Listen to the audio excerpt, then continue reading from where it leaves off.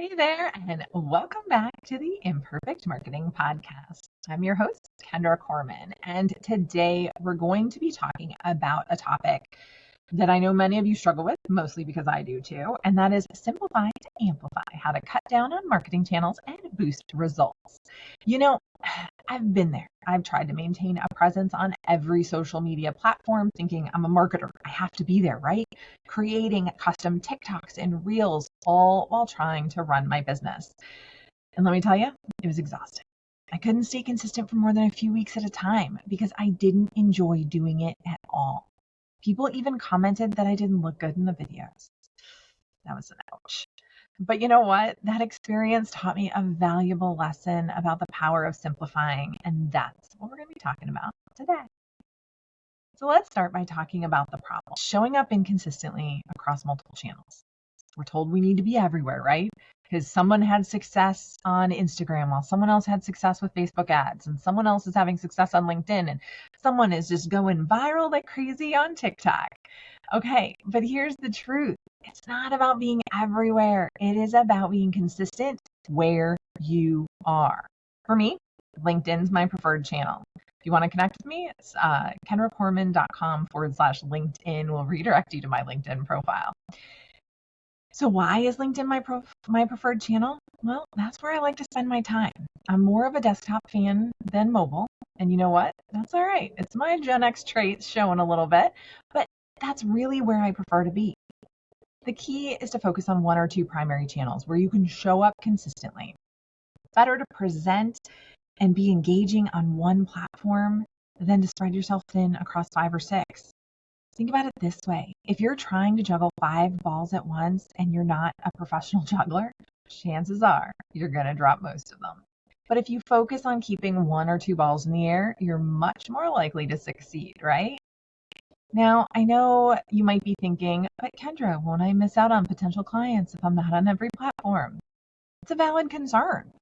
But here's the thing, when you try to be everywhere, you often end up being nowhere effectively. Your energy is divided, your message becomes diluted, and you burn out quickly.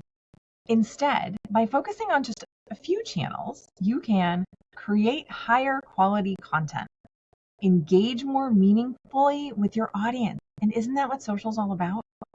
Build a stronger, more recognizable brand presence because you're consistent. And then save time and energy for other important aspects of your business, like, I don't know, working with your clients. Remember, consistency trumps ubiquity every time in marketing. It's better to be the go-to expert on one platform than a ghost on 5. Think about it. So let's talk a little bit about relationship marketing. This is where the magic really happens. Yes, social is great. Yes, social has great reach. Yes, you can stay top of mind. But instead of spending hours creating that perfect Instagram reel or TikTok video that you know is absolutely going to go viral, what if you took 5 minutes to send a thank you card? Or reached out to someone about setting up a coffee meeting, either in person or virtually? I found that focusing on relationships, it's always been the key to 90% of my business growth and that of my clients. But it's brought me clients. I never thought that I would have some of the clients that relationships have brought me. It's created friendships. I've made referrals that I couldn't have imagined. The key is to approach relationships with an abundance mentality, not with the intention of monetizing them. You have more than you need, and what can you give them? So let me share a personal experience. When I first started focusing more on relationship marketing, I was really surprised by the results.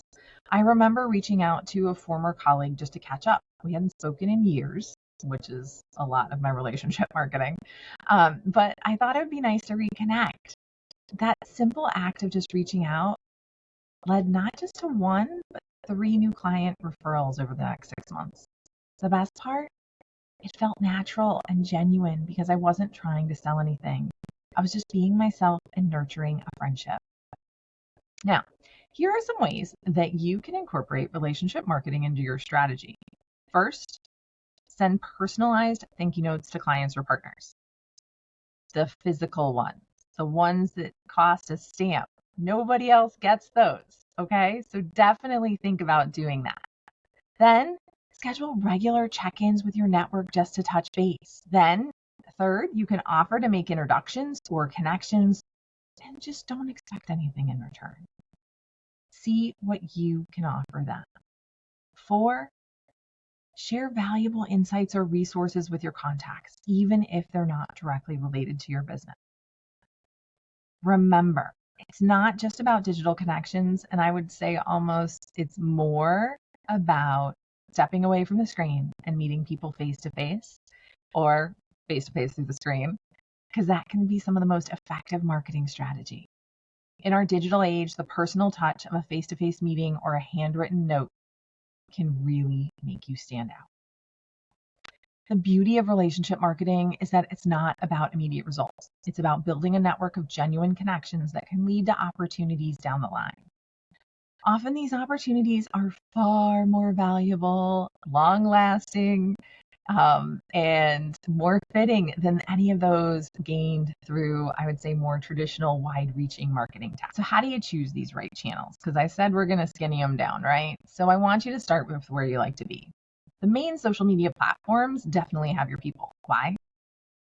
Because everyone is there, right? Yes, it's different people on Facebook and LinkedIn and Instagram and TikTok, and some of people are on more than one. But I will tell you that they have enough of a crowd on all of those platforms that you can definitely find your target on whichever one you pick. Here's the catch though. Your next client could be on TikTok when you've chosen to focus on Instagram. That's why I always say stay on email. It is definitely platform agnostic, and something like 90% plus of people check their email every day. Even if they're deleting it, they're seeing your name. So when you're selecting your channels, consider, where do you enjoy spending your time? If you hate making videos, TikTok's probably not for you. Where do you think your target audience is most active? Do some research, ask them some questions, and find out. What type of content do you like to create? Play to your strengths. And what channels align best with your business goals and your brand image? Photographers love Instagram. Makes sense, right? It's a photo-based platform. Now, remember, it's better to do a great job on one or two channels than to do a mediocre job or less than mediocre job on all of them. Quality always beats quantity in the long run. Now, don't forget about your existing network. Could you use your current or previous clients for referrals? Do you know someone who could introduce you to the people you want to work with? Connect with them and stay top of mind. Here's a strategy I've found effective. I want you to create a list of your top 20 contacts. These could be current clients, past clients, or even just people you know well in your industry or that are maybe related to your industry. Then make it a point to reach out to one person on that list each week. It could be a quick email, phone call, or even meeting for coffee if possible. The goal isn't to sell them anything, but to maintain and strengthen the relationship. Ask about their business, their challenges, their successes. These conversations naturally lead to opportunities. Either they might need your services or they might know someone who does. And it might not be today, but it could be tomorrow. A warm introduction can be far more valuable than 100 cold outreach attempts and 100 posts on Facebook. People are much more likely to do business with someone who comes recommended by a person they trust. All right, let's talk a little bit about working smarter, not harder. Email should be a key part of your relationship marketing campaign. This is why it gets exciting. You can actually leverage AI to repurpose your email content for social media, or vice versa. I love using AI for content repurposing. For instance, this podcast This podcast episode will become 10 to 15 different social media posts, and it'll all happen in about 15 minutes. Pretty awesome, right? Here's a quick overview of how I do it. 1, I start with the main content. In this case, this podcast episode and the transcript. 2, I'm going to use Claude.ai to, the transcription happens inside Riverside, but I'll use Claude.ai to generate the social media posts based on the key points that I mentioned in this episode. Finally, I review and edit the generated content to make sure it aligns with my voice and brand, which it usually does because that's the instructions I give it. This process allows me to create a consistent presence across multiple platforms without spending hours creating unique content for each one. It's really important for busy marketers and business owners, but I will tell you the one that I'm going to promote all the time is going to be LinkedIn, and I added YouTube earlier this year.